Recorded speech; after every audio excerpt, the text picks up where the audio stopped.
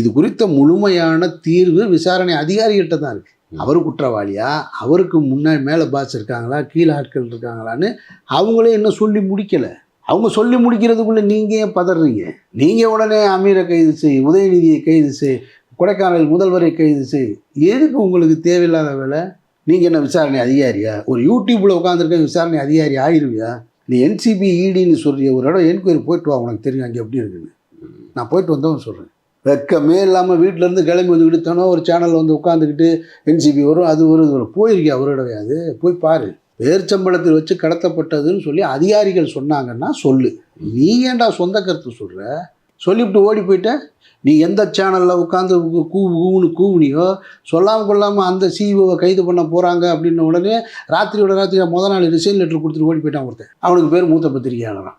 அவனை வச்சுக்கிறாங்க. அவனை பற்றி சொல்லும்போது ஒரு மூத்த பத்திரிகையாளர் செய்கிற வேலையே